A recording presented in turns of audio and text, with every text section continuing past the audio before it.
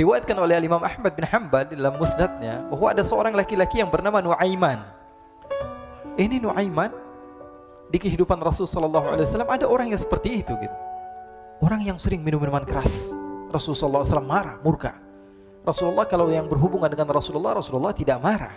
Tapi kalau sudah berhubungan dengan agama, Rasul sallallahu alaihi wasallam adalah orang yang paling marah, orang yang paling istiqamah dalam kebenaran. Maka Rasulullah panggil Nuaiman, apa yang kau lakukan? Dia katakan, aku minum minuman keras ya Rasulullah. Rasulullah cambuk dia. Kemudian dia bertobat kepada Allah. Kemudian ketahuan lagi minum. Kemudian dicambuk lagi oleh Rasulullah SAW, sehingga sebagian sahabat memukul dia dengan pukulan yang banyak.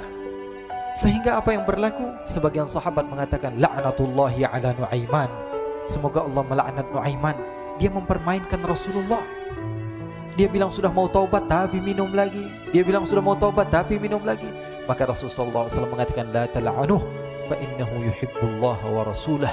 Kata Rasulullah, jangan kamu laknat Nuaiman, karena dia itu cinta sama Allah, cinta sama Rasulnya. Dalam riwayat dia dicintai Allah dan dicintai oleh Rasulnya Muhammad sallallahu alaihi wasallam. Ibn Majah menceritakan bahwa Nuaiman ini pernah suatu waktu diajak oleh Sayyidina Abu Bakar pergi ke negeri Syam. Negeri Syam itu di mana? Seperti yang diceritakan tadi, antara daerah Suriah, Lebanon, Yordania, kemudian Palestina. Daerah seperti itu. Umumnya orang Quraisy pada masa itu mereka memiliki rihlah berdagang, membeli dagangan ke Syam, kemudian dijual lagi di kota Makkah. Ketika itu Rasulullah SAW didatangi Abu Bakar. Sayyidina Abu Bakar mengatakan kepada Rasulullah, ya Rasulullah, saya mau izin ya Rasulullah. Mau apa? Saya mau ajak dua sahabat kamu ini ikut berdagang ya Rasulullah. Siapa kata Rasul? Nuaiman.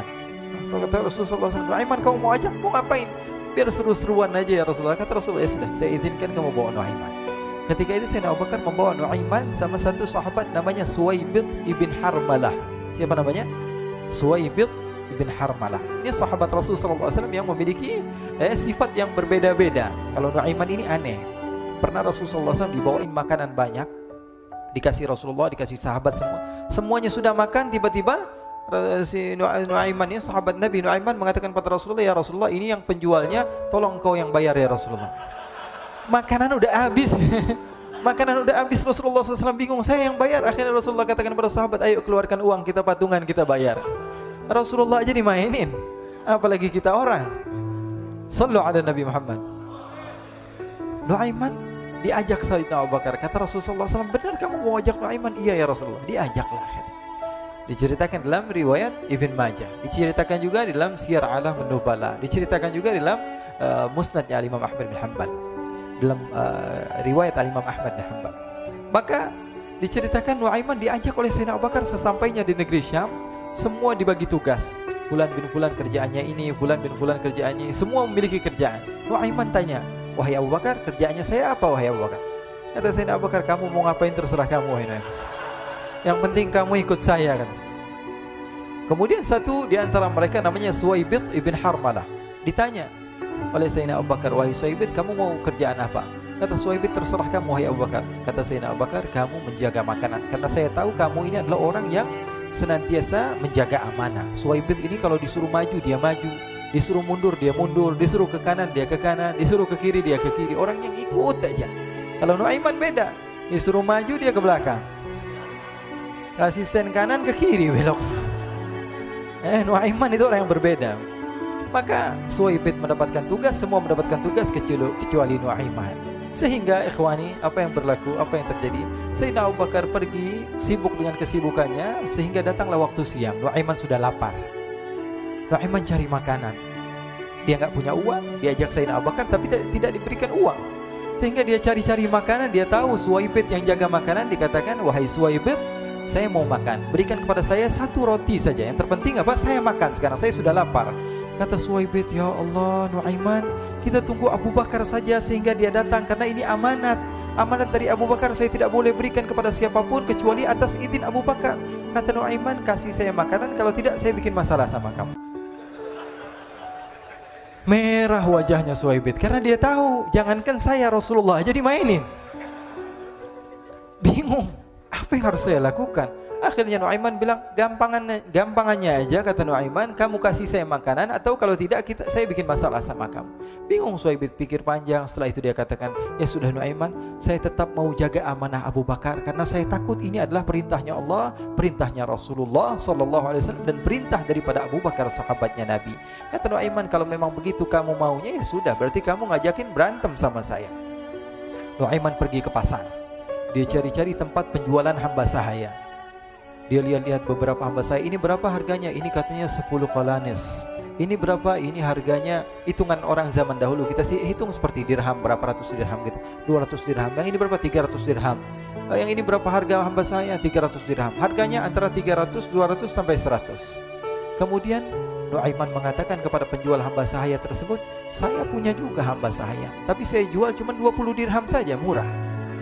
Katanya, apa benar ada hamba saya harganya segitu? Iya, karena dia punya aib, ada kekurangan. Apa? Nanti kalau kalian tangkap, dia bakalan teriak, saya ini bukan hamba sahaya tapi orang merdeka. Akhirnya semua orang berkumpul mau beli. Ini Nuaiman sama Nuaiman diajak ke Suhaib bin Harmalah tadi.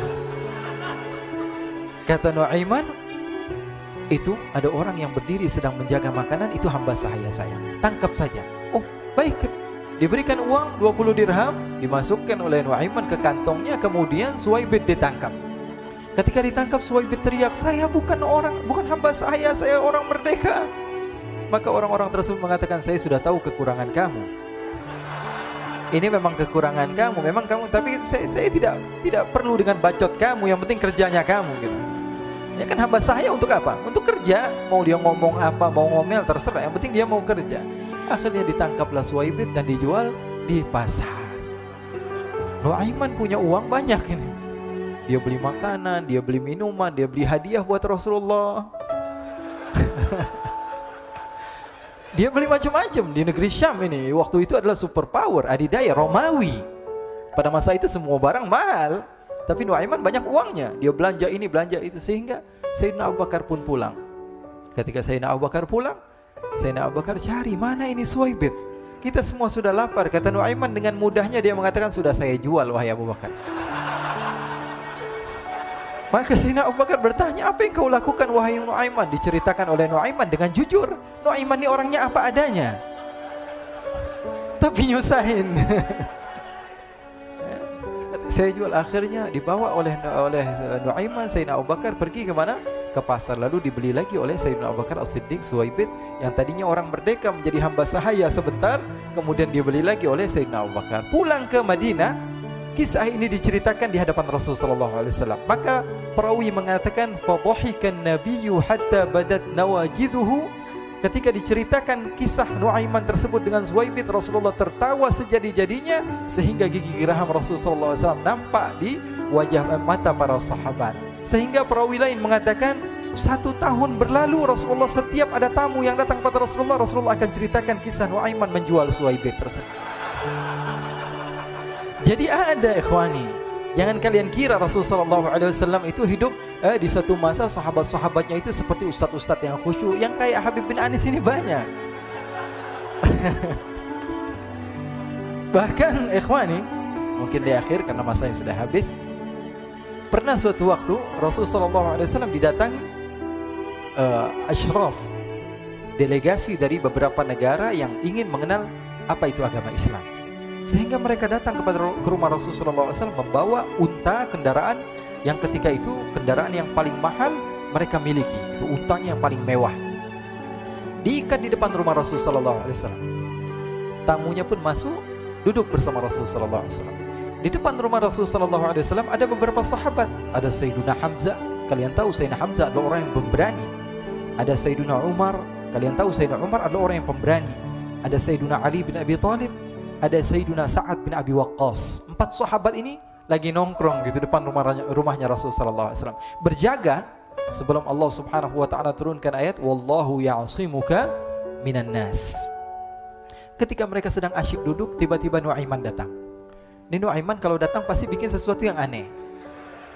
Bahkan dikatakan tidaklah Rasulullah SAW dalam keadaan bersedih, kecuali Nuaiman datang Rasulullah akan tersenyum.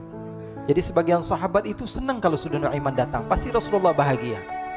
Tapi ketika itu Nuaiman datang ingin duduk bareng-bareng Sayyidina Hamzah. Sayyidina Hamzah katakan kepada Nuaiman, bercanda begitu, Nuaiman, kamu lihat unta orang datang dari luar Arab ini. Lihat, kata Nuaiman, ini besar banget, ini badannya besar gitu, dagingnya pasti banyak. Iya, ini kalau kita sate enak nih ntar malam, kata Nuaiman. Kata Sayyidina Hamzah, apakah kamu berani? Kata Nuaiman, saya berani aja asal kalian gak bilang sama Rasulullah. Kata Sayyidina Hamzah, benar wahai Nuaiman, benar. Akhirnya Sayyidina Hamzah lupa masalah itu, cuma bercanda-bercanda saja. Sayyidina Hamzah lagi asik sama Sayyidina Umar, Sayyidina Ali. Tiba-tiba apa? Ternyata ketika dia melihat unta tersebut sudah pisah antara kepala sama badannya. Nuaiman mengatakan, wahai Hamzah, ini unta saya sudah potong, saya mau pergi sebentar. Kalau Rasulullah cari saya, tolong jangan beritahu di mana saya. Nanti kalau keadaan sudah aman, mari kita nyate bareng-barengan. Ini ada yang seperti itu di zaman Rasulullah SAW. Maka dia pun berlari dan berlari mencari satu tempat supaya Rasulullah SAW dia selamat daripada Rasulullah SAW. Sehingga Sayyidina Hamzah bingung, ini kalau Rasulullah keluar gimana? Ada Hamzah Asadullah, ada Ali bin Abi Thalib, ada Umar, gak bisa jaga kendaraannya, tamunya Rasulullah SAW. Akhirnya benar apa yang terjadi, ikhwani. Rasulullah SAW tamunya mau pulang. Ketika dia buka pintu tamu melihat apa? Untanya sudah begitu. Mereka teriak, wa naqata, unta kami wahai Muhammad. Baru mau kenal Islam, unta kami, kendaraan kami sudah dibuang. Rasulullah SAW lihat Sayyidina Hamzah, lihat Sayyidina Ali. Mereka gak bisa ngomong, mereka hanya bilang apa? Nuaiman ya Rasulullah. Rasulullah perintahkan Sayyidina Umar, wahai Umar, sekarang kamu ambil uang, kemudian kamu gantikan, kemudian kamu berikan 2 kali lipat daripada harta unta ini, sehingga apa? Agama Islam tidak didengar dengan sesuatu yang tidak baik di luar sana. Akhirnya diberikan harta, diberikan unta yang baru dan diberikan harta yang lebih untuk orang tersebut, sehingga orang tersebut tidak menjelek-jelekan agama Islam. Kata Rasulullah SAW, dan sekarang waktunya kita balas dendam sama Nuaiman. Nuaiman ternyata berlari tempat yang jauh sampai hampir keluar dari kota Madinah. Dia dapatkan seorang sahabat Nabi yang hadir juga dalam peperangan Badar, namanya Al-Miqdad bin Al-Aswad. Siapa namanya? Al-Miqdad bin Al-Aswad ketika itu sedang menggali sumur. Ketika sedang menggali sumur, Nuaiman datang. Nuaiman katakan kepada Miqdad, wahai Miqdad, wahai sahabat Rasul, kamu orang yang hadir dalam peperangan Badar, kamu adalah orang yang hebat. Dipuji-puji sama Nuaiman. Ada maunya ini. Akhirnya dia bilang, wahai Miqdad, tolong saya. Kenapa wahai Nuaiman? Kamu ini kekasihnya Rasulullah, orang yang disayang sama Rasulullah. Kenapa? Saya ini sedang dikejar-kejar orang jahat. Tolong selamatkan saya. Saya pengen masuk ke dalam sumur, boleh atau tidak? Kata Miqdad, siapa yang mengejar kamu? Pokoknya saya dikejar sama orang-orang. Kamu mau atau tidak selamatkan saya? Ya sudah, selagi kamu itu adalah sahabat Nabi, silahkan kamu masuk. Masuk akhirnya Nuaiman ke dalam sumur tersebut. Lalu Nuaiman mengatakan, wahai Miqdad, dia keluar lagi. Nanti kalau ada yang cari saya, tolong jangan beritahu saya di dalam sumur ya. Kata Miqdad, baiklah. Kata Nuaiman, siapapun yang bertanya tentang saya, kamu tidak akan kasih tahu. Iya, kata. Walaupun Rasulullah yang tanya saya. Katanya, enggak mungkin Rasulullah datang ke tempat sejauh ini. Iya, walaupun Rasulullah. Akhirnya masuk Nuaiman. Setelah beberapa menit Rasulullah dan rombongan benar datang. Miqdad bingung ini. Ini kenapa Rasulullah datang ke RW kami ini? Ada apa ini Rasulullah sampai sejauh ini? Ditanya, ya Rasulullah, ada apa ya Rasulullah? Kata Rasulullah, saya cari Nuaiman. Di mana Nuaiman? Innalillah, kata Miqdad. Enggak dijawab ini Rasulullah. Kalau dijawab saya ingkar janji. Akhirnya apa dia katakan? Wahai Rasulullah, mata saya tidak memandang kepada Nuaiman, tapi tangannya nunjuk ke dalam sumur. Sahabat. Apa dia bilang? Mata saya tidak melihat kepada Nuaiman, tapi tangannya nunjuk ke sumur. Akhirnya dibuka sama Rasulullah, Nuaiman muncul. Kata Rasulullah, Nuaiman, kamu bikin malu saya, wahai Nuaiman. Ya Rasulullah, yang bersalah bukan saya, tapi orang yang mencari saya bersama kamu ya Rasulullah. Akhirnya Rasulullah nengok, siapa? Ternyata Nuaiman sudah lari kabur. Sallu ala Nabi Muhammad. Kisah-kisah seperti ini sebenarnya banyak sekali ya. Ini menunjukkan kepada kita bahwa kehidupan Rasulullah itu begitu indah. Rasulullah SAW, kalau kamu mau menjadi orang yang baik, contoh Rasulullah. Mau menjadi bapak yang baik, contoh Rasulullah. Mau menjadi pemimpin peperangan yang baik, Rasulullah. Mau menjadi murid yang terbaik, contoh Rasulullah. Bagaimana akhlak Rasulullah. Mau menjadi suami yang baik, contoh Rasulullah. Dalam segala hal, apapun itu, Rasulullah SAW adalah makhluk yang paling terbaik.